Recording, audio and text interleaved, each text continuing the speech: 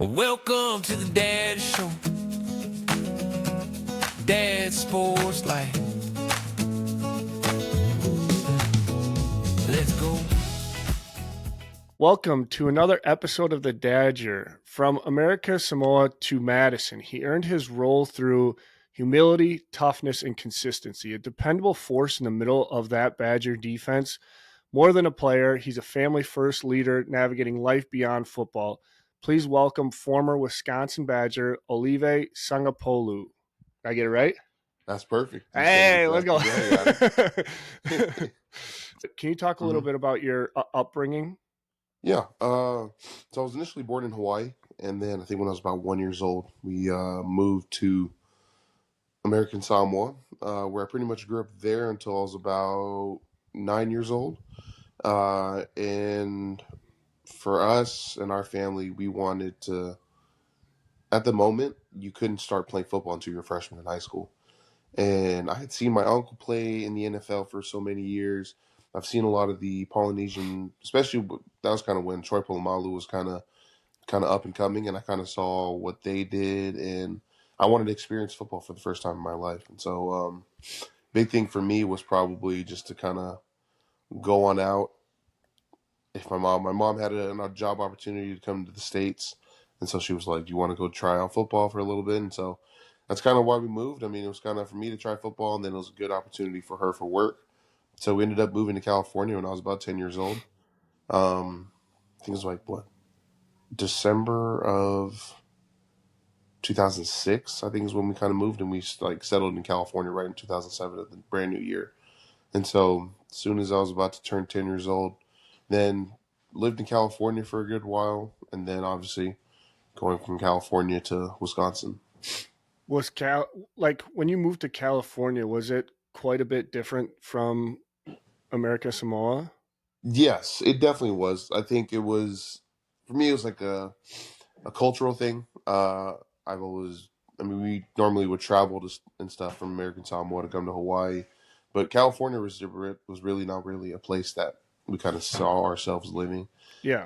But just getting adjusted to the fast pace of California, coming from an island where the speed limit is 20 miles per hour. Like from there, seeing freeways, seeing actual stores, seeing malls, seeing cars that are actually going 65, like that, all that kind of stuff was very brand new. Yeah. And I think it's just the life of living in the States was kind of just different. For me, it was when we first moved out. I used to watch a TV show called Ned's Declassified, and I kind of thought that's what middle school was like. We watched High School Musical, and I was like, oh dang, that's kind of that's what we based everything off of. So like Yeah. growing up in Samoa, like you can only base things off of TV shows, movies that you've seen, and so me kind of going out there before going out, I was like, oh, so this is what America's like. Actually living there, kind of going to school there, and then I kind of get there, and I'm like, oh, it's really not like these TV shows, and so kind of Right. just adjusting to that. And but no, it was definitely a big thing, big change for me, me and my family, even from like the little ways that I talk. I mean, I would say some things a little different that I can't really remember, but just little things that kind of took me a little bit to adjust to. Do you have any siblings? I have one younger brother, and I Okay. have 4 stepsisters. Because I was seeing Sangapalu Polu. Did he go to Miami? Yes, there was a Logan Sangpolu that he is a relative of mine. Okay. Okay. So I I mean, like, wasn't sure there's if that was I wasn't sure if that was a sibling or not. no. So the Sangpolu name, like, I have a pretty big family. Yeah. Most of my side of the family, I kind of know on my grandmother's side. My great grandfather's side, I don't know too many of them, just because we just kind of just when my great grandfather passed away when my mom was in high school, and so we didn't really get to see that much of that side of our family as much. And so, but I mean, we still do carry the same last name, and anybody who does have that last name is still we're still relatives, and so. Yeah, so if we could talk about it for a little bit here, so like, what lessons from Samoan culture were enforced every single day growing up, whether you wanted them to be or not?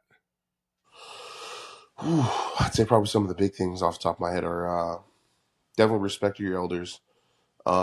Any older figure that you saw, any older figure that you met, there was always a sign of respect that you always had to give. Um, Something as simple as saying excuse me whenever you're going in front of people. Um, Being able to, whenever an adult tells you to go pick up something, it was kind of an instantaneous, like, okay, cool, I'm just gonna go get it.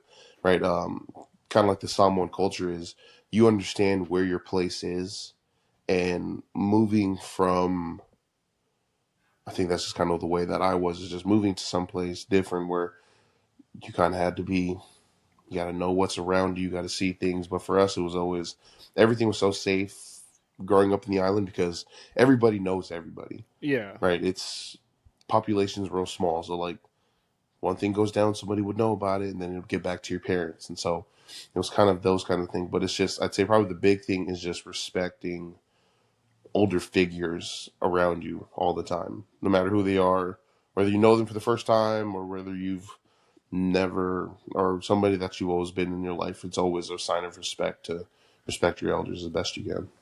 Yeah. So I guess maybe you answered it already with, you said you couldn't play football until you were a freshman, but was that the first time you played organized sports, or I guess how did you get into sports, and at what age?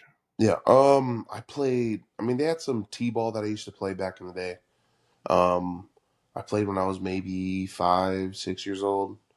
Uh, I sort of liked it. My mom was a big softball player growing up in Samoa too. Um, and so I played mainly baseball. That was kind of like the only sport that was there. Other organized sports, it wasn't really much for me to play. Uh, but I probably would just say, like, it was mainly just T-ball. Then Yeah. after a while, I got bored of just looking at the ball, place there, hit it, run around a couple times, and after a while, I kind of just lost interest in it. Yeah. But it was always, I remember for me, it was always Sundays. I would go to my grandparents' house, and we have this big lunch that we call tonai, which is damn near just family brunch that you would have. You'd always go to church. After church, it'd be cool. We're gonna go have kongai at our grandparents' house, and as soon as we were done with that, and during the week, we weren't allowed to watch TV because it was always, you got to do your homework first, take care of all those responsibilities, go play outside, and then. But Sunday was the one day where we could watch TV and we'd spend time with our grandparents. And as soon as we'd eat, we the elders would eat first, and after that, then the kids would eat, and then after that, it was like, okay, cool, now we're gonna have dessert. Cool, have dessert. And after that, it was like, all right, cool, time to go take. Some people would take naps.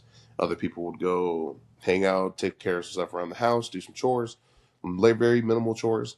And then my grandparents would go upstairs. My grandfather would go upstairs and sit there once the Pittsburgh Steelers were on, turn that bad boy on, and I would kind of sneak away from my mom and just go upstairs, stay with my grandpa, and we'd sit there, watch the Pittsburgh games, and watch my uncle Domata when he would play with Cincinnati, Jonathan Fanene, Ray Maulunga. So those are the type of guys that we would watch, and I'm like, wow, those are kind of, that this looks kind of fun. And I think that's kind of what first brought me into the sport of football. It was just seeing those guys play at such high levels, whether it was college, and then kind of like, you know what, maybe I kind of want to try that sport. And I kind of talked to my mom about it. She said, okay, we'll see what happens. And then all of a sudden, she got a call to go work in the States, and I was like, hey, I think that'd be a good opportunity for me to try something early, and so went in from there. When you finally got to play, was there an aspect of it that made you like really fall in love with it? Having never played until your freshman year. Yeah, I mean, it would have been something that I had to wait for, but I think when moving to the States, I'd say for me, I may be a bit, I'm a very big person, but for me, like, I'm really soft hearted, and I never want to hurt people. And so one of the first things that I remember was in Pee Wee, we had like an Oklahoma drill, and one of the first things I did, I went up against a kid. We're on our backs, and then it was like you had to get up, go around like a half circle, and then you would just collide. It was like Yeah. one of my first introductions to to tackling. And one of the first times I got up, rolled over, ran over, boom, hit him. And then he got hurt and he started crying.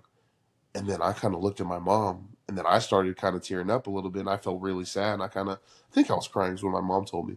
I ended up going to her and I said, Mom, I hurt the kid. And she was like, no, that's what you're supposed to do. And then I kind of just stood there and looked at her, kind of, oh. So I was like, I wouldn't get in trouble? Or she's like, no, that's the point of the game. That's the physical part.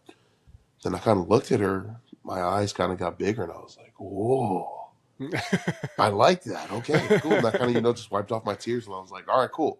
Let's go again. And then I think that was kind of my first initial, like, excuse my language, but oh shit, I can actually hit people. And, right. there's something that kind of comes out of that.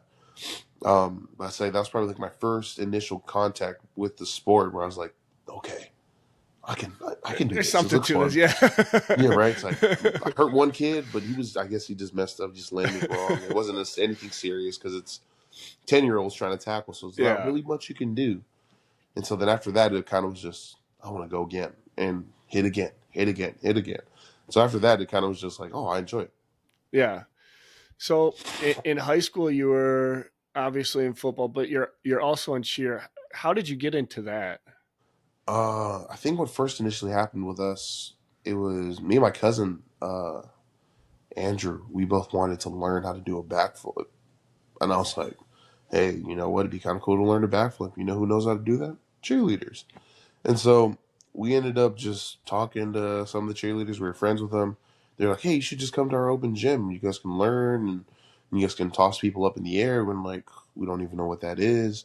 And all of a sudden, we kind of saw some videos of people tossing. So we went into, like, an open gym that they had and started tossing some of the girls up in the air. And I think it was just the aspect of, like, oh, cool. And then it's like, oh, we can do cool tricks. Hey, you can throw them up in the air and you can catch them with one hand. You're like, oh, sometimes. And then as we further looked into it, we're like, oh, dude, you can do like backflips onto people's hands. And so then that's kind of like where the first interesting thing kind of came out of us. Was like, oh, you know what? Then the girls were like, hey, we kind of need some guys. We got a competition coming up. Do you guys want to kind of work with the team for a little bit? And so that's kind of what we kind of did, is just wanting to learn a backflip. And that was kind of like one of the first introductions to me. So I have like a video on my Instagram way back when. That was one of the first times I learned how to do a backflip. And I practiced on a little tumbling track.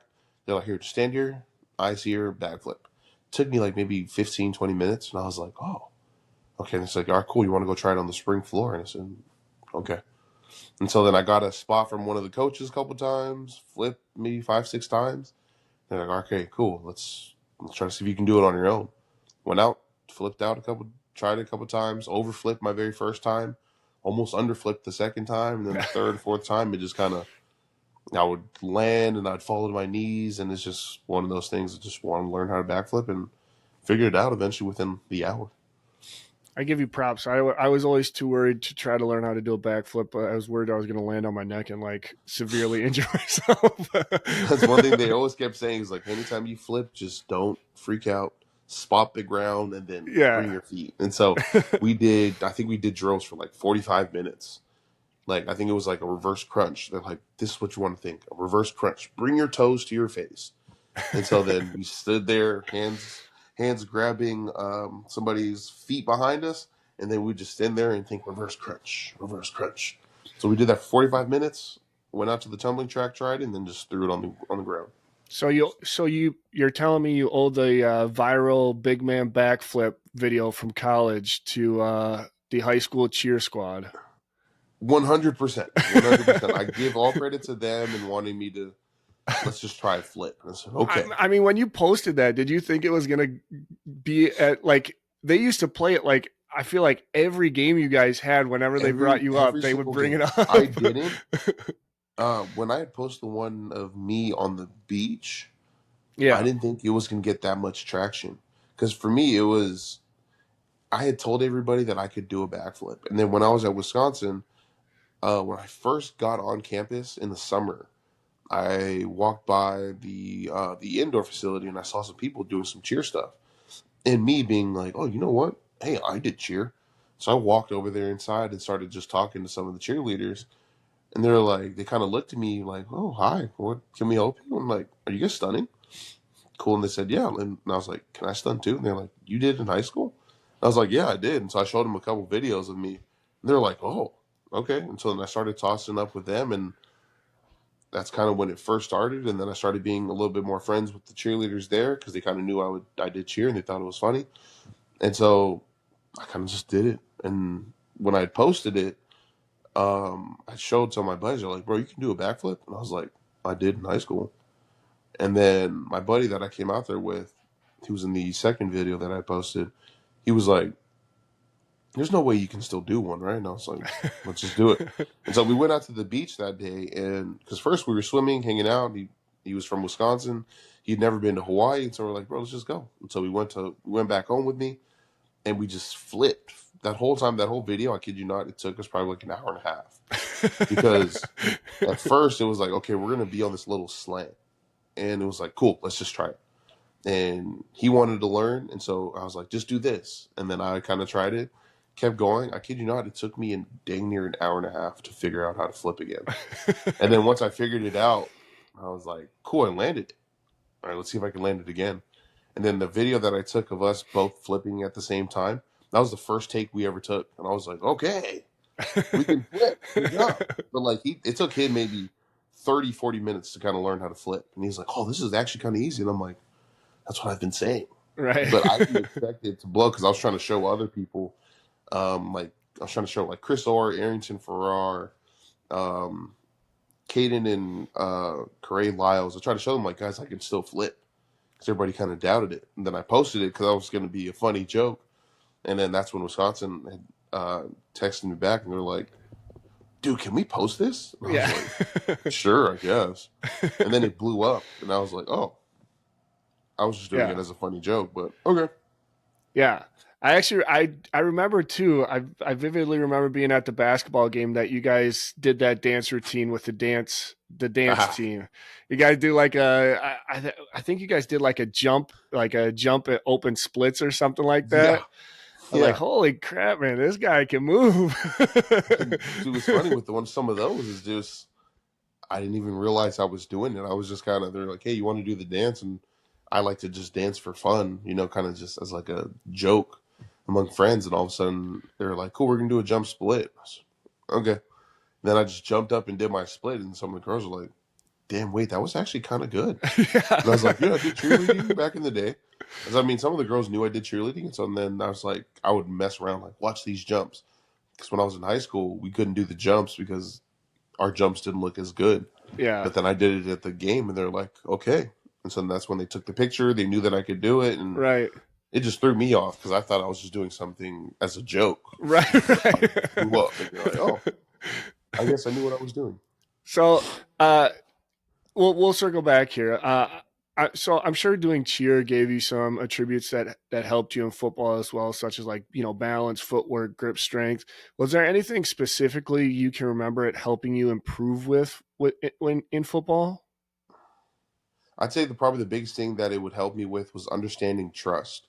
With throwing these girls up in the air, it takes a lot of trust for a person like, hey, I'm going to throw you up as high. And for me and my cousin, as strong as we were, it's like, we want to throw you up as high as we can. Yeah. And so that's kind of what it was. And the way the coaches kind of preached to us about it was, you have 3 minutes to give us the best routine that you can with no mess ups at all. Yeah. And so for me, it was always like, okay, if I only have 3 minutes, I can practice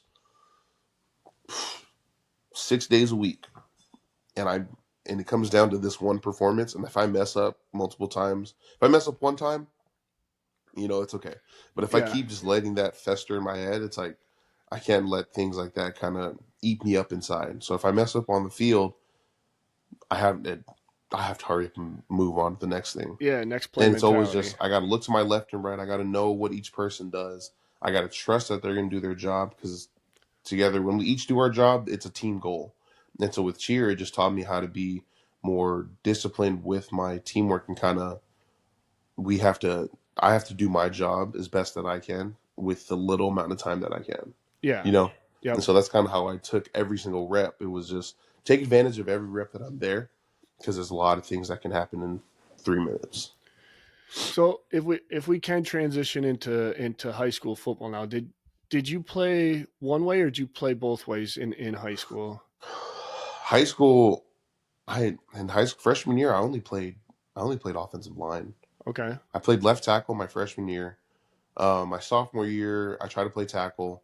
The biggest adjustment for me was when I moved up to a little bit of the varsity spring. In that sophomore spring, was I didn't understand the speed, and so we had this guy who was playing defensive end, but he was also a receiver.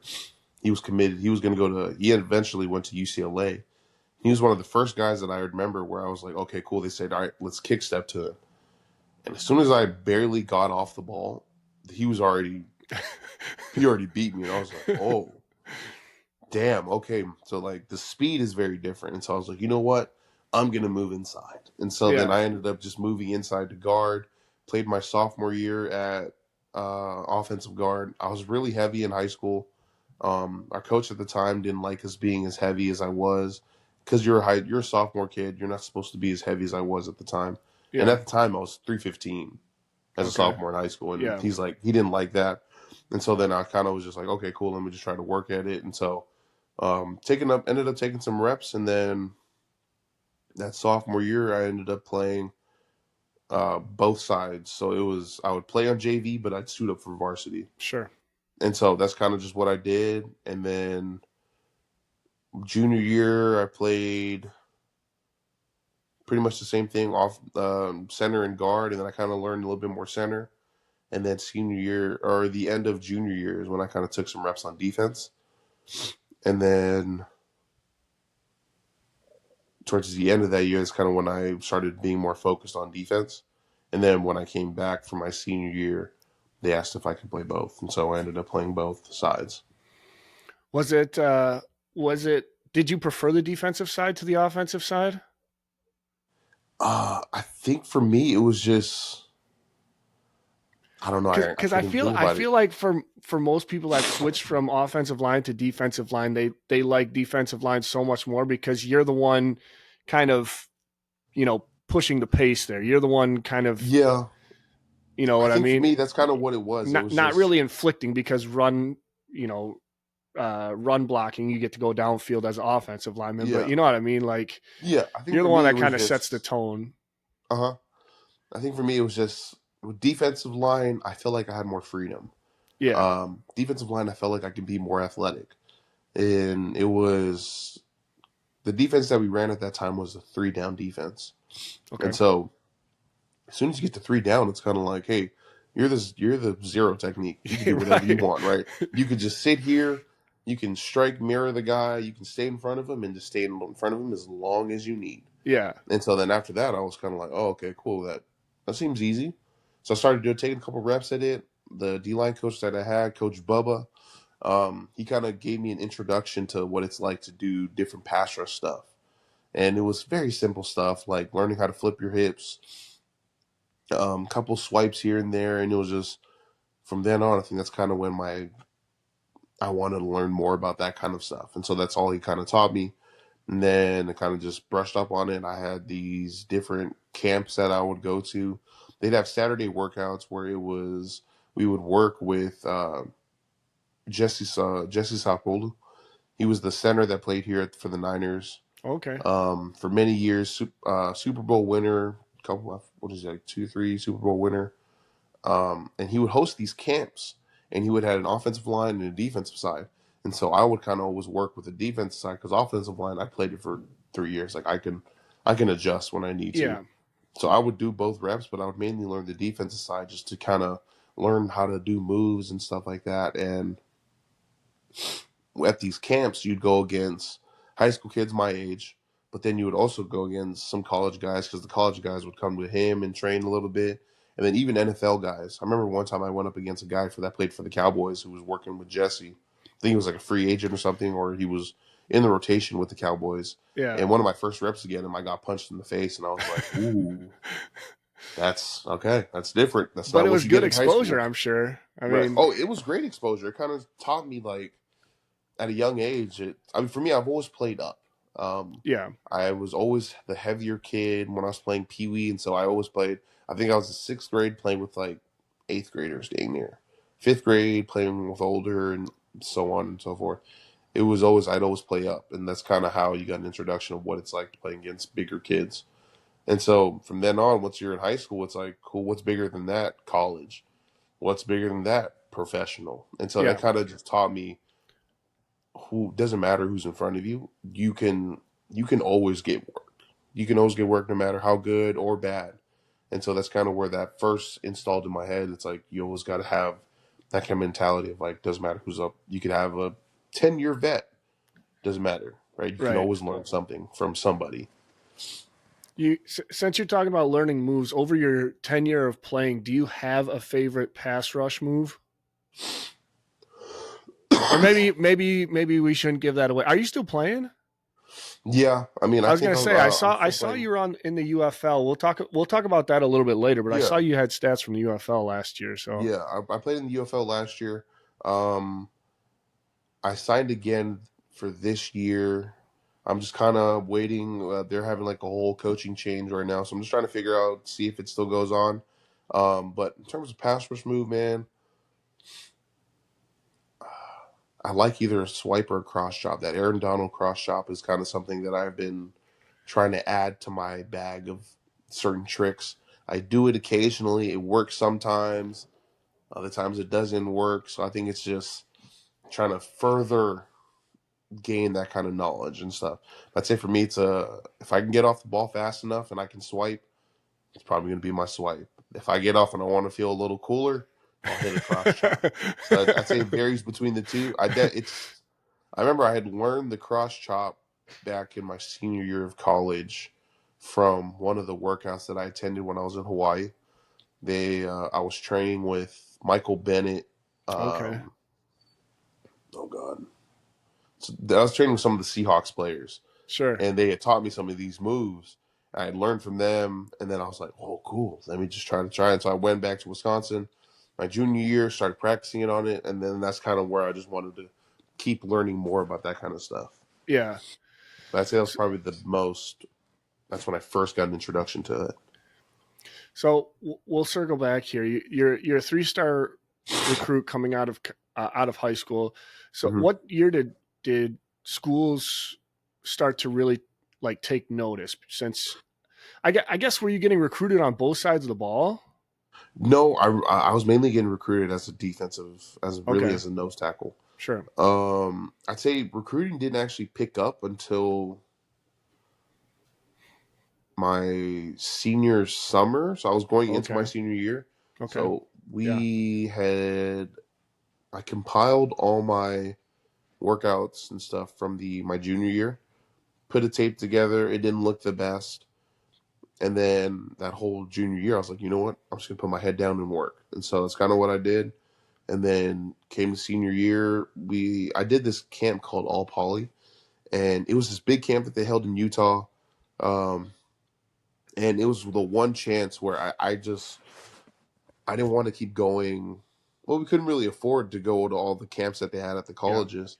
And so for my mom and I, we were like, hey, let's just go to this. My mom, my cousin, my aunt, we all went to this camp in Utah. Like, hey, let's go here.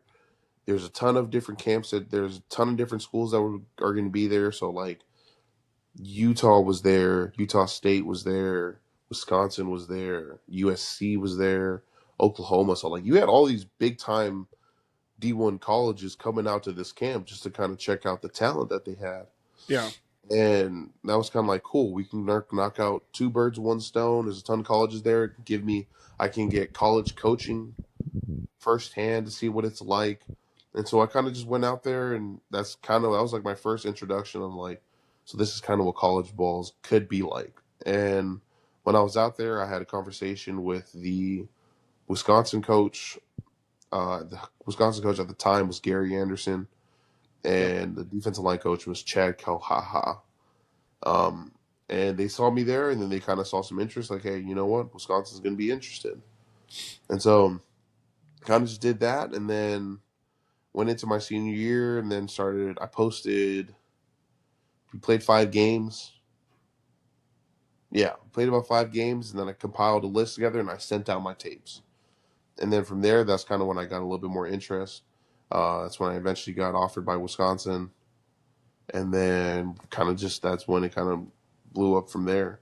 But I'd say I was a very late bloomer. We had another guy on our team I think he had already committed to Duke. And so he already knew where he was going. He was a 4-star linebacker that we had. He played receiver and safety for us. We had another guy who had interest with Cal Berkeley. And so, I mean, people already had their kind of stuff situated. I was still kind of like a very late bloomer. Yeah. So Wisconsin was the first I guess major D1 school to offer you, correct? Yes, I'd say. Oh, no, I think it was Washington State. Okay. I was gonna say because 24/7 had I think it was Wisconsin and then Washington State, but after Wisconsin's first initial offer, was your biggest hesitation the weather, or what were your initial thoughts after that when they offered? I'm going to be quite honest with you, Adam. As soon as I got that offer from Wisconsin, I looked at my mom. I said, "Thank you so much, Coach. I really appreciate that." I went to my mom and I looked at her and I said, "Where the heck is Wisconsin?" Right. For me, the only time I remember Wisconsin was when they played Oregon in the Rose Bowl when they had the chrome helmets. I watched that game because I was like, Yeah. dude, Oregon looks so cool. Who When the hell is this Russell Wilson W team? couldn't spike the ball before the clock ran out. That was it. That was a heartbreaker. So then I saw that and I was like, I like Oregon. Being in the West Coast, you only like the West Coast teams. Right, You never yeah, think yeah. much about it. And so when I got the offer, I was like, Mom, where's this at? She's like, look it up. I don't know. I don't even know if my mom knew where it was. And so we ended up looking it up, and I said, oh. Then I kind of did more into it, and I was like, oh, yeah, the W team. That's the team that played against Oregon. And I kind of just started putting pieces together. Yeah. Then I was like, oh, okay, it makes sense who they are. And so from then on, I just kind of did my own research into who Wisconsin was, and I was like, okay, it makes sense. So we talked about a couple of your uncles that were in the NFL. So 2 of them went to Michigan State. Had Michigan State offered, would that have been an easy decision for you to go there since your uncles had already gone through there? No, I think for me, I didn't really want to follow wherever they went. I kind of wanted to just do my own thing. Yeah. I knew who Michigan State was. I knew a little bit who Michigan was, that kind of rivalry that they had. But for me, I wanted to try something different and kind of be on my own. I had not really heard of a ton of Polynesians going to Wisconsin. Yeah. And so for me, it was just, you know what, let's just give it a try and see what Wisconsin's all about. And since then, I mean, since shooting Wisconsin, like I've loved the school. I loved everything about it, from the program, from the football to the athletics to academics. Everything in there is just everything that I've wanted, and it's one thing that I wear very proudly around me wherever I'm at, even up here. Yeah. So we talked a little bit about it. You got offers from great schools. I mean, you get Washington State, Kansas State, Illinois, Boise State. What was your process like navigating all those offers? And was there anyone who you kind of leaned on when you were trying to make that decision? I'd say for me, it was kind of just, I think at the moment, it was more of like, Or because I I was one guess of the first. I guess was it looking at the programs and seeing which one had the most, maybe more tenured recent successes? Okay, so I'm gonna be quite honest with you, Adam. Going into it, I didn't think a lot of it because I didn't really. I mean, obviously, I had my uncle who went there, Yeah. but I didn't really reach out to him because he was doing his own thing out there in Cincinnati, and I was like, you know what, I'm just gonna figure it out on my own. Okay. And when it came to applying to different schools, when I got the offer, I was just like, cool, I got an offer. That Yeah. was it. I thought I was like, cool, we're going to school. But I didn't really think about you got to actually apply to these schools and get Yeah. into the school. Right. So for me, I had no prior knowledge of that. And I mean, 100% that is on me. I never looked into it. And I kind of was just like, cool, if I got an offer, I'm going there if I want to. And I thought that was just it. Well, So I mean, from a Badger fan, we are happy you did not do your research. No, I'm kidding. We are happy you no, came and to so I mean, Wisconsin. I kid you not, man. It was just one of those things where I was like, I didn't need to apply anywhere else. Why do I need to apply to schools? I got offers.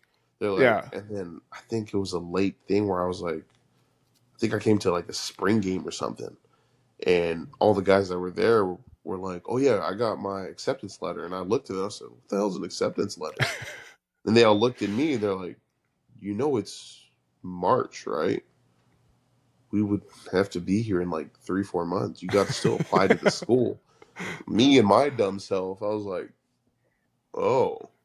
As soon as I got back home, I was like, "Mom, I got to apply to the school," and she was like, "Really?" And so you know what, I was terrible, man. I was like, okay, well, let me just try to apply to the school. And so the academic counselor that I was working with at the time, she was like, yeah. And I was like, okay, see, I didn't ask for help. Yeah. I should have. Right. Right. As soon as I got offers from these schools, I should have worked with you and kind of like, you know what? Let's send an application to Boise State. Let's send an application to Kansas State. Let's send it to Wisconsin. It Right. wasn't thinking that at all. I kind of was just like, I just got to the school. I got an offer. That's it. And I ended up applying to Wisconsin. I ended up getting denied the first time because my grades weren't the best at the moment because I was just kind of BSing. And then my academic counselor wrote me a fantastic letter of rec, and she said that he is a hardworking kid. When he gets there, he'll actually do better. And so then she made a analogy with me being like a Sully from Monsters Inc. Okay. So if I may be big and stuff, but I'm really soft and I can kind of use that. And so she wrote the letter of rec, kind of got my grades up a little bit, and then I ended up sending another application, and then I got accepted. And that whole process was very nerve wracking because in my head I was like, "Cool, I got these offers, but I didn't apply to any other school, so it's either Yeah. here or I get to go to like junior college or something." Right. And so she got my acceptance letter, and all of a sudden my counselor kind of sat there and like, "Well, did you apply anywhere else?" And I said, "No." Like, well, I'm sorry to inform you, but you got accepted. And I was like, "Woo!" So that was a big weight lift off my shoulder. That was a big weight off my shoulders, and Yeah. then on, it was just that's what it was. So you're the farthest from home Badger I've interviewed so far. So was that a tough transition your freshman year, um, being so far from home and family, and then taking this major step on and off the field? Yeah, I'd say it definitely was. For me, it was because I've always been so family oriented, and being in a place where I don't have a lot of people who look like me who don't understand our background. Luckily, when I got there, I mean, there was Michael Kapoy who was there, who was really welcoming. And on eventually, like obviously, when Coach Anoke Brecterfield was there, he kind of has that Polynesian tie. So, kind of having those people in place definitely helped. And for me, it was just kind of stepping out of my comfort zone and talking to the other guys. And so, some of the other guys that former Badgers that I talked to are now like my brothers is Chris Orr, Arrington Farrar, the Lyles brothers. Like I always keep in contact with those guys as much as I can, and then obviously people from the team. Got closer to like Connor Allen, Zach Hintz. Um, excuse me, like all those type of guys that were in my freshman class. Kind of just grew closer to them, and I'd say those kinds of things definitely helped me being from so far from home. Um, a lot of the kids were like, it was easy for them. You know what? I'm gonna go home to Texas. I'm gonna go home to I'm going to go home to Georgia. I'm going to go home to Wisconsin. I'm going to drive up to Minnesota. Guys had that luxury, and Yeah. unfortunately for me and Micah, we couldn't really get that. And so, kind of just being with the guys, it definitely helped us kind of transition to that. But I'd say the first 2-3 months of me being there in the summer was definitely the hardest. And then I think when season started, it kind of helped a little bit, just being super busy with school and um, busy with football and stuff. It kind of helped cancel on my mind for that part, but it was definitely a very hard transition at first. But From then Was on, I there ended up loving it. was there a part of your upbringing or your culture, since there weren't a ton of Samoan people in Wisconsin, really, that you refused to let go even when you got to college? Mm, no, no, I'd say it was definitely. No, I definitely wouldn't say anything at all. For me, it was just always being able to just have those connections with the guys.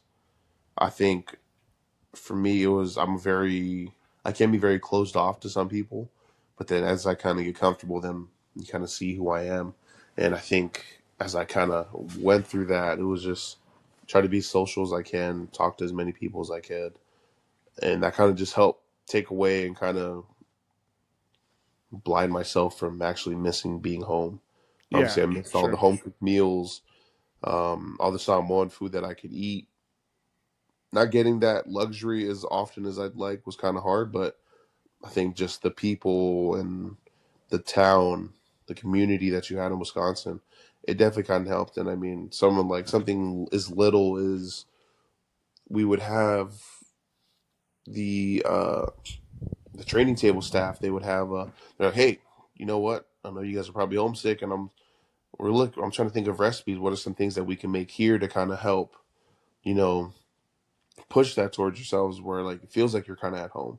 So we kind of like made a couple menu item changes on the menus to kind of make it feel like it was home. And so I think we made like a Hawaiian loco moco day, right? And so kind of people did little things. I mean, that kind of showed you that people did care. Like they understood that we were so far from home, but just food is one of those things that kind of pulls us as close as you can. You know, Yeah. it Yep. alleviates a lot of stress between people, and so they kind of said, you know what, it's not technically Samoan food, but a good loco moco is always something that kind of just brings you close to home. And so they would use bison burgers. They would have the Sure. white sticky rice as best they could, the gravy, over easy eggs, smack it on, boom, that was your breakfast. And so I mean that kind of stuff is like, okay, you know what, I appreciate everybody trying, and it's just luckily with FedEx and things like that, I could always have my parents send me some stuff, and Yeah. so those kinds of things did help and kind of just put into play. Like, you know what, we may be far from home, but the people here, the community, the environment that you're living in, like these people will still kind of make you feel like you're at home. And so that's kind of what it was for us. Yeah, from a fan's perspective, it felt like that football program when you were going through it really valued, humility, hard work, toughness, team first mentality. Did that feel familiar coming from your Samoan background and how we kind of Yes, talked about, you know, how you were raised? yes, I definitely would think so. And I think for me and my upbringing, it was always we're very blue collar type of people, and that's what you'll get at Wisconsin, right? Um, a bunch of guys who aren't the biggest of stars. Maybe you might have an occasional 4 or 5 star, but the big thing is with Wisconsin is they teach you how to work together as a team. They teach you how to be a family. Um, they make you as strong as they can. They make you as fast as they can. But the one thing that it always boils down to is just how can you get along with the people to your left and right. Yeah. And I think that's definitely one of the biggest things that made me just fall in love with Wisconsin is just how it really was a family aspect. They really did care about me as a person, as a player. Um, from the coaching staff to the training staff to the athletic performing staff, like everybody always knew something, and they always tried to take care of us as best they could, with us being so far. And I think that's one of those things with the program at the time. It was just that's who they were, and that's how they carried ourselves, and that's how it brought so much success on what we did. Yeah, your freshman year you played in all 13 games and you even ended up starting in 4 of them. Do you remember a moment that first year where it was like a welcome to the Big 10 moment kind of thing? I'd say the first like holy shit I'm playing in the college game was my very first game when I played against Bama. Okay. I remember my first initial, right, for me, it was once they said, cool, you're not going to redshirt. I said, all right, cool. Yeah. And they're like, okay, you can be on field goal. And so I was like, okay, I'm on field goal. I'm on field goal. So I played the guard for a little bit, and then I kind of thought that's what I was doing. And so for me being a freshman, I was like, we're going to go to this. They're like, cool, it's a work trip. You know, me being a freshman and kind of like, oh, I don't know what I'm doing. I go to this trip, and I get to see all the food that they put out. And at the time, I was on like a little dietary thing where our strength condition coach was like, hey, you're a little heavy. Okay, we gotta bring you down in some weight. And so I kind of realized like, oh, okay, I'll go. I'll be smarter. And we had dinner that day, and whenever everybody knows the Wisconsin dinners that you have at the In Towner, you get some you get some pretty good food. And so for me as a freshman, like I'm like, dude, you guys get this? Like this is so cool. They had salad bar, pasta bar, tons of meats, tons of veggies and stuff. Which I mean, still waiting for those. Kind of was like, I'm gonna stack my plate. So I stacked my plate as much as I could. Some guys, kept it light because they're like, I like to eat light before the game because I got to get my mind right. And I was like, whatever, dude. We got free stuff. And then that was the first meal.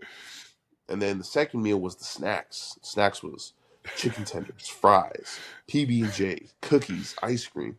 And I was like, dude, you guys eat like this all the time. This is great. So I went crazy. Then all of a sudden, I got all my stuff, went up to my room, ate it, slept, and I was like, all right, I'm here for a trip. And I didn't really think anything of it. I thought I wasn't going to play. And as it comes out to that first snap, I kind of watch everything. My eyes get real big. I'm like, oh, wow, this is what college football is like. And of course, we're playing freaking Alabama. Yeah. And first quarter goes by, I don't get any reps. And all of a sudden, start of the second quarter, our D-line coach comes up to me and is like, hey, Olive, you're up. And in my head, I was like, I'm up. And then I kind of just looked around like, and my buddy who I was with, my homeboys, it was Big Smoke, Jeremy Patterson. I looked at him, I said, hey, did he say I'm up? And he said, yeah, get ready. I kid you not. I put my helmet on and I said, ooh, okay. Hey, can you go over the place again? And I was like, oh crap. And I was like, man, I ate all that food. I feel very I thought I was going to be there to relax. Yeah. And all of a sudden they're like, okay, cool. Olivia, you're up. I said, okay. And then as soon as I'm about to run out to the field for a base personnel, the freaking chains, man, they pulled the chain and I tripped onto the train. I tripped on the first down markers and I slid into the field. And then they said, no, leave it. You're back. So my first, you're here. Boom. I slid face first into the field and they said, you're back. And so I fell, ran back in. Then eventually I came back in again and started playing a little bit more. But that was probably my first college, aspect of this is college ball. Yeah. I'd say my first actual Big Ten ball was my first couple snaps against Iowa. And that's when they had George Kittle. Yeah. That 2015, CJ Beathard. That was my first introduction to Big Ten ball. I would stay there, I would mirror the guy, and I'm like, damn, these guys are moving. They're big Iowa kids, big ass white kids from Iowa who knew how to run stretch. And me being a Polynesian from modern day and feeling like, oh man, these guys are moving. That was my first introduction to big boy Big Ten ball. This is what we do. You've got to stop it. And so that was my first introduction to athletics in Big Ten. So your 2017 season, you were part of a defense that at one point was nationally ranked second in the nation, and I've actually had quite a few guys on from that podcast, on from that team on this podcast. But I asked them the same thing. But what do you think made that unit so special? I think what made that unit special was the standard that we had set in training camp. We had set out goals that year to be the best versions of ourselves, working together as a team, as one unit. I think it was always the standard is the standard. Last year we played great in 16. There was potential, but now 17 is when everybody kind of, you know what your role is. Mm-hmm. So I'd say that started in freaking spring ball. Coach Chris hammered everything. Coach Leonard was like, you know what? This is the shit you got to do in order to be successful. And everybody knew once he kind of came in, it was like, this is what the standard is. And so I say it started that those building blocks. Our 27 year probably got to give credit to starting everything in the spring, the summer. Everybody actually buying into, guys, this is what it takes to be the best. And so I'd say we took every week. It was always like, this is week 1, right? Yeah. Who do we play? That's who we got to play. You're going to go out there, you're going to compete, be at your best, and then just see where our cards fall. And I mean, for us, luckily, we went the whole regular season undefeated. Right. Winning in general is very hard. Winning in a college level is very hard because everybody's always out to get you. And the better you do towards the end of the season, you start getting the best ball that you can. Yeah. And I think for us, it was just working on both sides of the ball. We had All-Americans on the offensive side. We also had All-Americans on the defensive side. So everybody kind of worked together. All these guys who were all 3-star guys, no stars at all, but just had that kind of, at the year we called it grit. Yeah. It was, everybody has that job, that opportunity to be the best. How are you guys going to showcase it out here today? And so every day it was always a challenge. It was always I'd say we were all very close at that year. Everybody knew what we had to do. Everybody was close. Everybody was close with everybody. But it was just kind of that camaraderie of being together as one, playing as one is one of those things that helped. Do you have a favorite game from your time at Wisconsin? I'd say for me, it might be, I'll have a couple. The 2015 game we played against Nebraska, I remember that game because there was a play where somebody fell on my knee and I bent backwards. But it was funny because I had told the defensive end that was on my side, like, hey, we're slanting this way.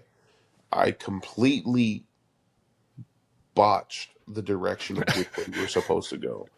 So when the guy fell on my knee, I was like, damn, what happened? Everybody else behind me, I said we're going the wrong direction. Yeah. So I sent my own self into the dumbest direction.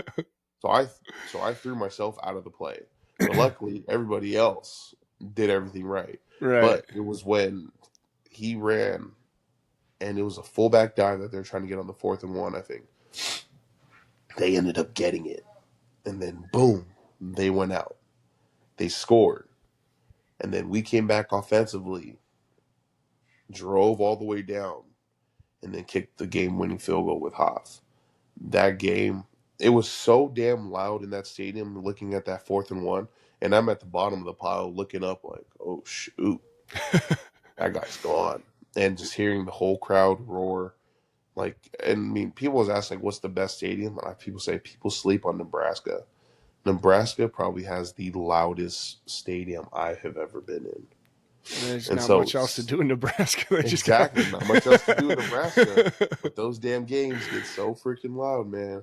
But then that game-winning field goal, I'd say the LSU game-winning field goal, those are always great. The Michigan State game was a good one because they were highly rated, and then all of a sudden we ended up beating them.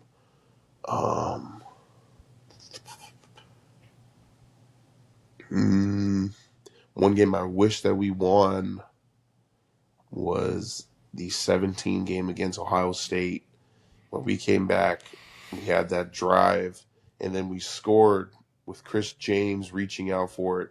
Then they had the whole turf issue, and then we had the 4th and 1. And we stopped them, but then they let Ohio State move forward. Like that was probably one of those games where I wish I got back. Yeah. So when we beat Michigan in 17, that was a big thriller.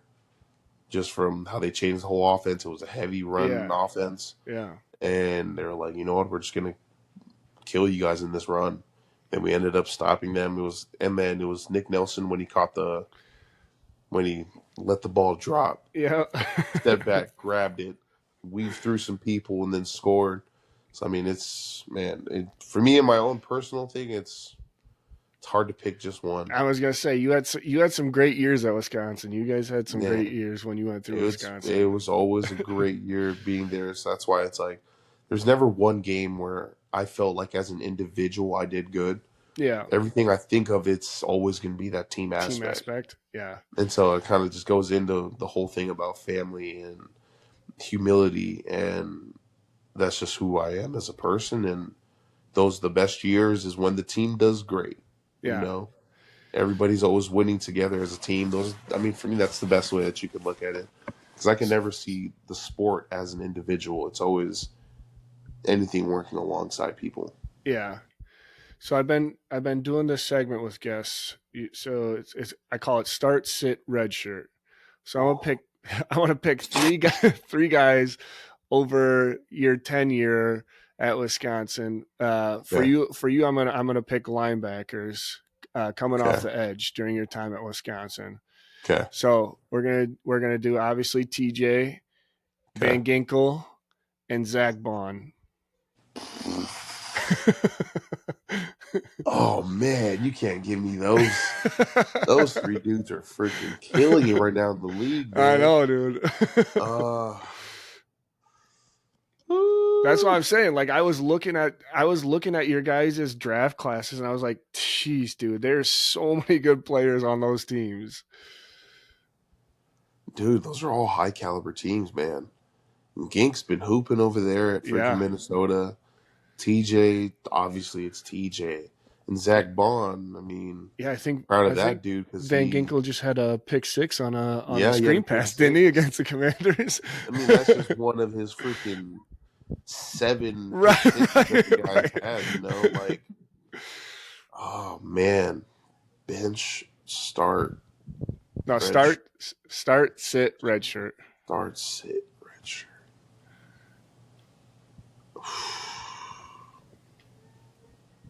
You know what? I mean, obviously, we're gonna have to probably start TJ. Consistency. Now this is where it gets hard. You know what? Man, I can't, dude. This is a big pickle, man. I don't need it. I don't need them hitting me up like, "Hey, man, what's that, bro?" That's all right. They probably won't even see it. They're too busy balling it up in the league right now. We'll sit Gink. And we'll redshirt Zach because Zach's technically an inside guy now. All right, there you go. There you go. But if we So click it, if we clickbait it, instead of like Zach Bond, you're an inside linebacker, not an outside linebacker anymore. yeah, I'll put it in parentheses. Say less. It's Dadger mistake. He's actually an inside linebacker. Perfect. So your senior year, you got injured towards the end of the year. I think you missed the final 5 games, correct? Mm-hmm. Yes, I did. So I mean, I can only assume that was frustrating for a multitude of reasons. What was that final 5-game stretch for you like mentally? Because I assume at that point you were going to try to make a push to go to the NFL, correct? I was. I mean, I think the initial, obviously, I was frustrated. I was trying not to read too much into some of the scouting stuff that they had, and supposedly they had me pretty high. I was working my way up the chart boards. I had some invites that were coming in to do the Reese Senior Bowl, to do the combine. I was slowly kind of getting more traction. Obviously, the guys that we had on our team and high caliber, like for most people, similar to my high school career, I was a late bloomer. And so I was slowly kind of getting traction here and there. And then all of a sudden, when I got hit with the injury, man, it was gut wrenching, man. It brought me so down because it kind of doubted myself. And I'd say as soon as I got injured, man, watching the guys go out there and play, I wish I had play at Penn State. I ended up not making that trip. When who else did we play that year? Yeah, I think it's like Penn State was hard. Then obviously when we played against freaking Minnesota, and then we lost Yeah. the Axe after Yeah. having it for 16 years, 15 years or something like that. Right. We had finally went one up in the overall game of like 100 and something games or something like that. Like we finally went up in the charts, and all of a sudden we couldn't play. I couldn't play anymore. Say just like playing against like Rutgers or something. It's just anytime that you're taken away from the team due to an injury, man, it just causes this. It just hits you right in the heart, man, because it's like I wish I was out there. I competed for so long against these guys in the weight room, on the field, in the practice, like, and then not actually getting that chance to finish out a year. And I think finishing out my career at Wisconsin was something I wish I could have done. Yeah. Um, At no, the go ahead. at the at the end of that, what did that kind of look like for you? Did you do a pro day? Did you end up getting a combine invite? Did you like end up I ended up no. signing with So any teams right off the bat? from what I had heard, it was they ended up. I had it in the mail, but then they ended up pulling it as soon as they found out I got hurt. Ah, And it was the same thing for the Reese Senior Bowl. I was in the second wave of guys that was getting it from Wisconsin, and as soon as they heard I got hurt, they pulled that. And so that was just one of those things where I was like, damn, everything was moving good. I was playing decent. I wasn't obviously getting as good of a stats, but I mean, I was just always a force in the middle that was consistent enough, yeah. and not getting those. I mean, it sucked. But I ended up just doing pro day. Didn't obviously get an combine invite. Didn't get a Reese's Senior Bowl invite because with those, I mean, it's like you got to be doing good all the way up towards the end, Right. unless you're one of those early guys. But like I said, I was a late bloomer, so I didn't really start getting traction more like the other guys. Yeah. So ended up just getting late, but I ended up just doing pro day. Obviously, with the shoulder injury, I didn't bench, so I didn't get to show off my strength as best I could. But what I had surgery in November. By January, or yeah, by February, I was benching. So I mean, like that little of a time, it wasn't. I still couldn't do no. Still Yeah. couldn't rotate my arm forward, but I could bench. So I Yeah. was like talking to my agent. I was like, "Do you think I could do it?" And he said, "Man, if you don't think you can put up a big number, there's no reason to do that." I Mm-hmm. didn't run a 40 because I hadn't practiced it enough, especially with the shoulder getting into like that deep drive position. Couldn't really do that, so I didn't run. So I literally just did the agility, vert, broad, L, and then position work. Mm-hmm. And that was pretty much all I did. And then we did like a local day that they had at Green Bay. And so we went up there, and then as soon as I was out there, they saw me, and then they wanted some interest there. And then I ended up coming back. I ended up signing with Green Bay first, initially coming out. Oh, okay. Then I went out there and I did a physical. I failed the physical, and then I ended up just going back to Wisconsin and training there. Then I had a workout with Miami a weekend later. They ended up clearing me. I didn't make it there. Went back home, went back to Madison. Started working a little bit. Started working out, staying in shape. Uh, and then I got a call at the end of summer, or beginning of summer, or end of summer, when training camp was going to start, that Green Bay wanted to come bring me back. And so I went out Okay. there, signed there, and then played there for my rookie season, preseason. Then I ended up getting cut. And then after that, didn't get picked up. I had some like summer workouts with teams. I did some workouts with the Giants, the Giants, Detroit, and then all of a sudden didn't get anything until like the middle of the year, and then I got a call from Detroit. That's kind of where I finished out that year there. Okay. So my stuff's been mainly in like spurts. So yeah, so is that tough for you, like to like mentally to kind of not really know. Like, so Mm. because like 2023, you got called up to the Eagles, I saw, but like, when I talked to Garrett Groshek about it a little bit, he was like, for guys that do that type of stuff, you basically have to be perfect on every single play, every single rep in practice for them to actually notice you, kind of thing. Yeah, man, that's 100% how it is. And it's like, it sucks because hey, it's great. You signed with an NFL team. From everybody else, they say, cool, I signed with an NFL team. But when you get there, you're being critiqued every single day. Yeah. You got to do the little things in terms of you got to show up at freaking 5:30 in the morning and sit there and study your plays, get some extra treatment done, get some mobility done, get some strength training, watch a little bit of film to show them that you can do that.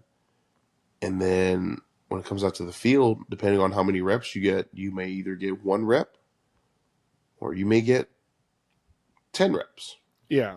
If it's 10 reps, those better be 100% effort. Those better be balls to the wall. I'm chasing this guy down. If I'm chasing down like Devontae Smith, I better make sure I get all the way down the field to make sure I Right. like touch him. Like, okay, cool. Look, guys, I showed effort. Right. like Garrett said, man, it's a real big strain when you have to be perfect every single day. Yeah. Right. Everybody else that's there that had that opportunity, like, they can mess up twice. And that's it. For a new guy who comes in, you can't mess up. You got to be perfect in every way. And it's a real big strain on the body and mental, man. I can't think of any other job in the world where you have to be 100%. If you're not 100%, right? Closest thing I can think of that would maybe be the military, Right. But for them, they Right. deal with life and death. For us, we're just trying to just play, Yeah. trying to live out a lifelong dream of trying to play in the NFL. But the reality of the NFL is, if you're not perfect, you can't be here. Right. And so it gets real hard.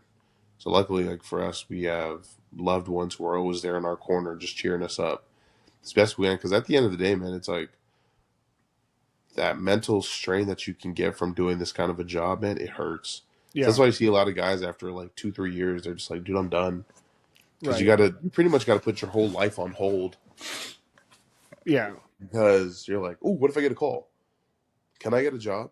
Well, what if, and you ask your job, like, hey, if I get a call to the NFL, You cool with can I that? go? Yeah, right. Somebody are like, Right. some people are like, oh, sure. And other people are like, well, then you're just going to leave us out to dry. And I'm like, okay. But it's the NFL. It's the NFL still. Yeah. Right. And so that's just one of those hard things that you got to adjust with doing this kind of profession. Right. So you started playing in the USFL. It's now the UFL. Mm-hmm. Has there been night and day differences between playing in the USFL and the UFL? No, I'd probably say it's both. It's all the same. It's all one and the same. The USFL, the first year we're playing in Birmingham, it was kind of just an opportunity, for guys who do this kind of a league. It's whatever opportunity you can get, you're gonna jump at it. Yeah. And for me, it's like this is the closest thing that you can get to professional ball. That's not like semi-pro when you're going to your local YMCA and getting some guys together, Right, some right. dads who are like, Right. hey, you guys want to play some tackle football? But no, I mean, it's a good way to kind of just play as close as you can to professional ball. In other ways, it was kind of an opportunity to showcase like what I've been working on. So maybe it'll catch attention from other teams. And Yeah. after the second year of me playing in the USFL, I had pretty good interest. That's kind of when I went to Philly. Philly, yeah. And so with me going to Philly was because of my tape that I had at the USFL. Yeah. And I was always kind of like, that's why I've always saying like these leagues, yes, they do work, but for it to work with the NFL, it's just got to be timing. Yeah. And how you can situate everything. Your cards literally have to fall in a line. Yeah. I mean, you talked about the mental exhaustion, kind of like, trying to constantly get to the NFL, do you have a timeline of, you know, if I don't make it by X date, I'm Yeah. calling it, Um, or is it just I day by think I day? think if I'm being real with myself, man, Excuse me.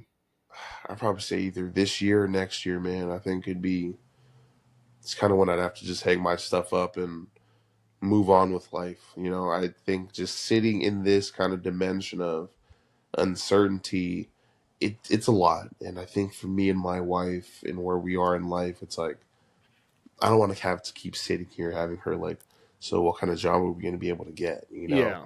And obviously for us, it's now that I'm married, it's both of our decisions, right? It's both of our lives. How is this league going to affect our lives? And for me, like I want to settle down. I want to have a kid. I want to have kids, and it sucks if all of a sudden I have to leave and I leave my wife out to dry for Yeah.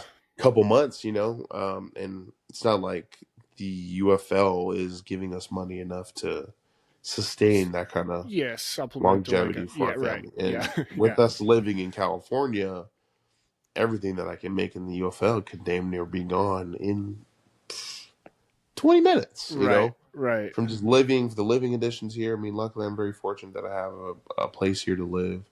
Um, but it's one of those things, man. It's just, you got to figure out what you want to do and got to be able to support your family as best you can.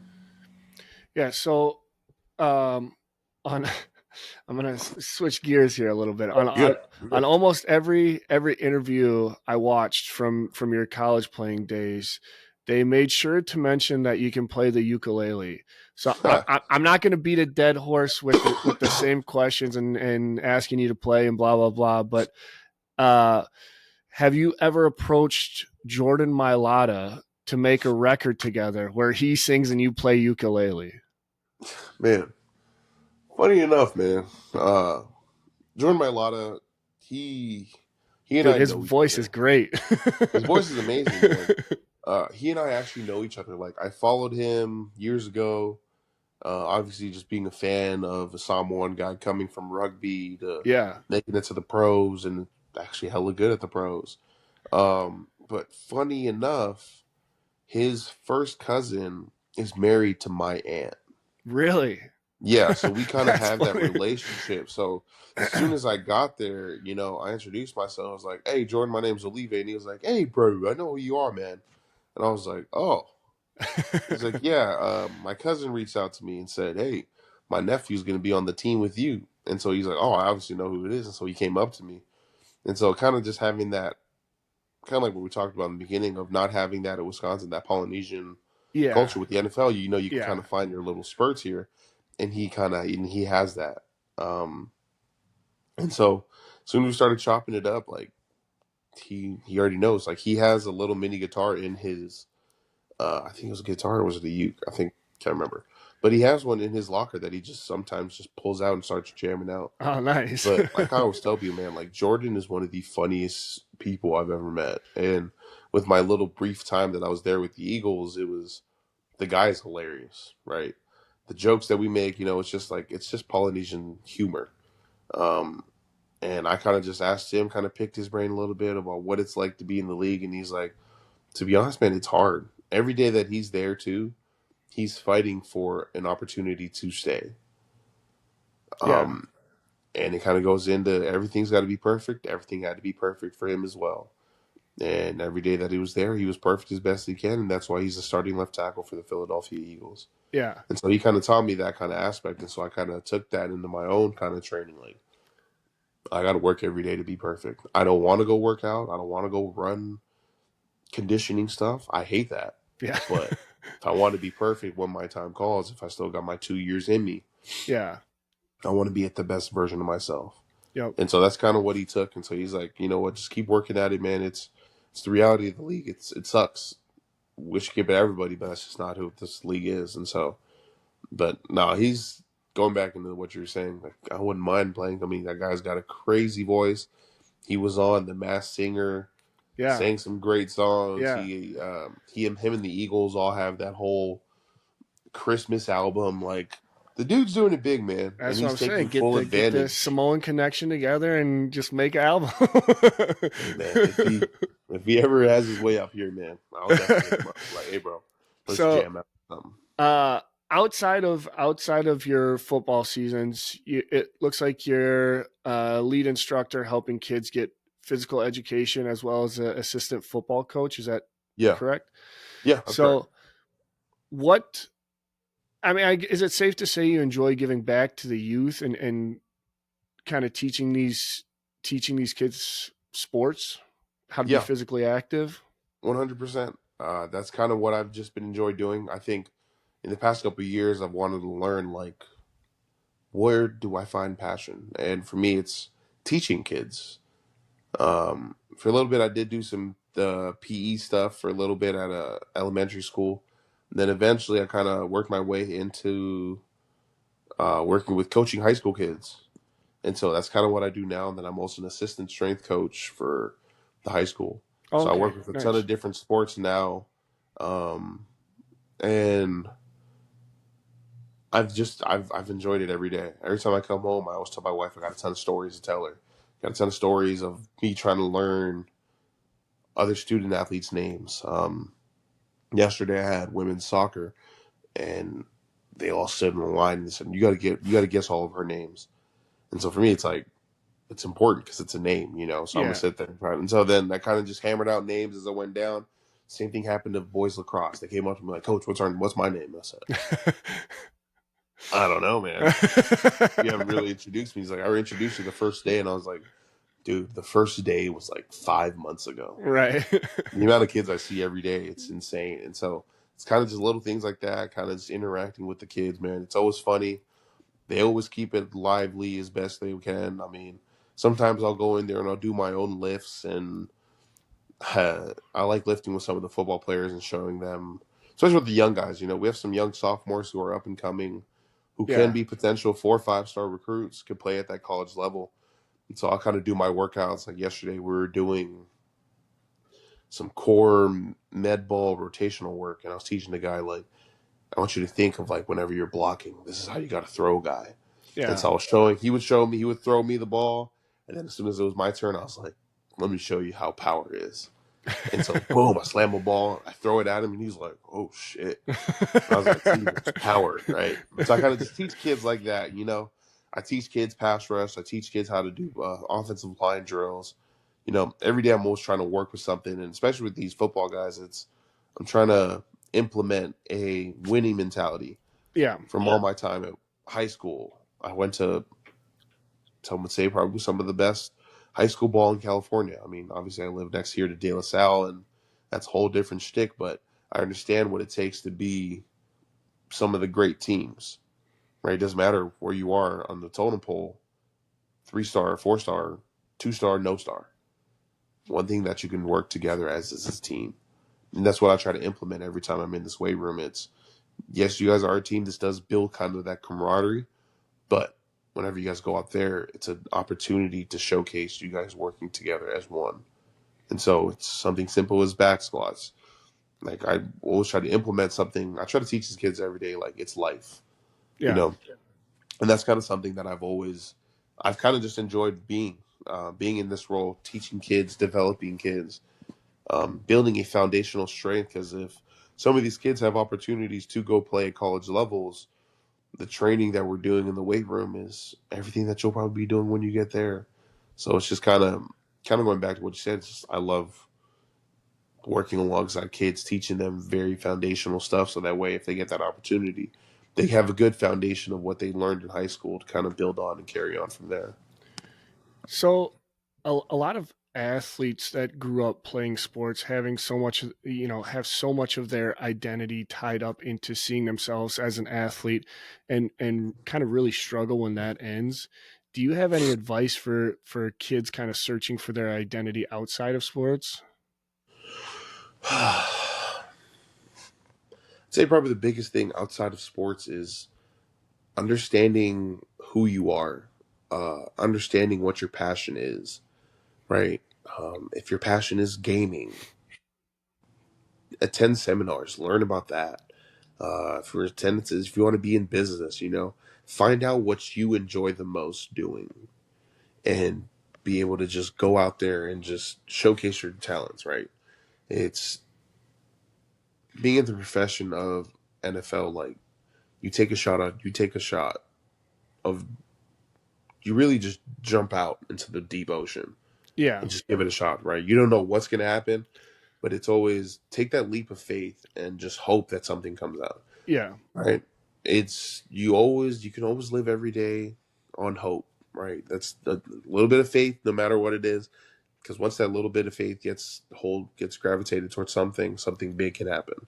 If something bad happens, you know what? That's just, you got to learn how you can live with that. For me, it's always, you can live with that kind of depression and that certain aspect of that, but you got to move on because everybody else around you is still moving. Yeah. But I think it's always finding out what you want to do in your life, whether that's volunteering, working in business, working with families, working with low income families, and working in nursing.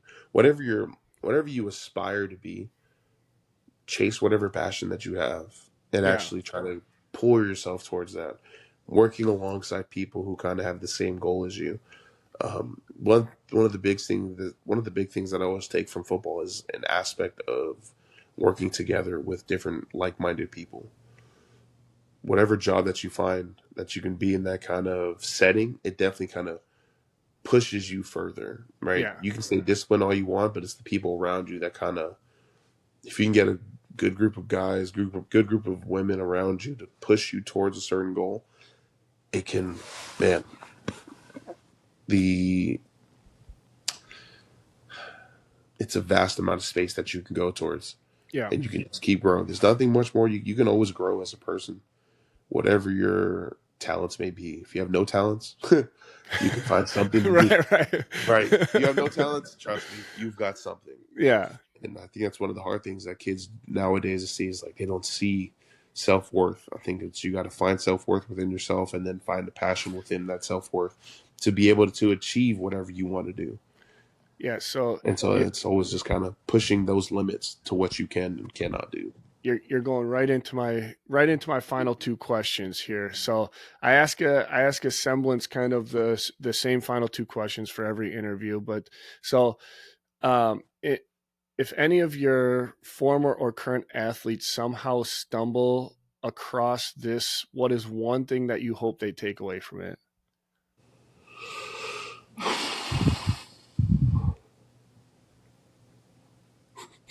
Find your passion. Find your passion. Stick to it. If you want to be a family man, be a family man. If you want to work in finance, work in finance. If you want to be a doctor, be a doctor. But do something that you want to do so that you can be able to achieve it yourself.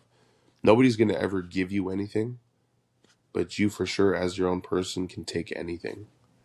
And that kind of comes with a little bit of an alpha dog type of mentality. It's like, whatever I set my mind on, you can achieve it. Yeah. Easier said than done, obviously, but don't let anybody else dictate what you cannot do, right? For your own self-worth is much more appreciated than somebody else. Don't ever look to somebody else for their own acceptance. Look for your own self, find out what you want to do in your life that you find passion in, and just keep pushing towards that, because every single day it can bring a new challenge. And depending on what kind of personality you are you one to run away from the challenge, or you one to hit a challenge straight on, head on? And that's kind of, for me, it's what do I want to do in my life that I can be able to be a supportive husband, supportive father, to be able to sustain my kids. And it's like, for me, it's, I love giving back. And so that's kind of what I always want to do, whether that's in sports, whether that's in life. It's just giving back to the people, because that's what I always grew up on with humility and family. It's, we're fortunate enough to be in this kind of life. What are you going to do to be able to bring others along with you? That's great. That's a great ending. And then lastly, of course, wouldn't be a Badger podcast if I didn't ask, what do you think the Badgers football team needs to do this offseason to get the program back on track?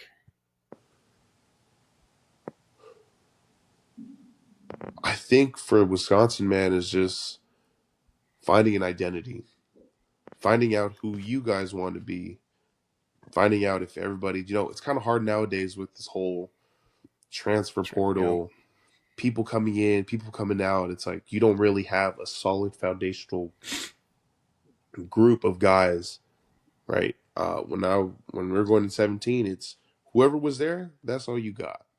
Right. We didn't really have a ton of transfers. I think the only transfer that we might have had late was Gink. Yeah. Right. But outside of that, it's whoever was there, that's your foundational group. So I think for Wisconsin, man, they got to find out who they are. Right. Are we going to be the traditional Wisconsin, or are we going to be the new innovative Wisconsin? What are we going to do together to kind of work together as a team? Is these next couple of years, man, like we got a pretty heavy schedule of teams coming up. Yeah, right. Right. From freaking Notre Dame, playing at Yep. Lambeau, Mm-hmm. playing against Alabama, I think next year they're coming to us or something like Yep. that. Playing against Ohio State, Penn State, Yep. right? The Big Ten now is very different from what it was then. And if you don't have a foundational group of guys who kind of know what the standard is and have set the standard, how are you guys going to be able to grow from that? So I think it's for them is trying to find a foundation, find a identity of who they are, of like what we want to do to be able to push this team to the next level. Would definitely be helpful and beneficial to the Wisconsin fans, man. It's like, like who are we? Right. Yeah. That's kind of who we are. That's kind of what it seems this past 2 years, 3 years. It's like, what are we going to get out of this team? And so, I mean, there's always going to be a special place for Wisconsin in my heart. And I just hope that they find something like that to be able to push this team to the next level, man. Amen. That's a perfect bow on it. From family and culture to giving back through coaching and teaching, this was a powerful reminder that impact doesn't end when you step off the field. If this episode resonated with you, please share it, subscribe, leave a comment who you want to see on next. As always, on Wisconsin. On Wisconsin, indeed.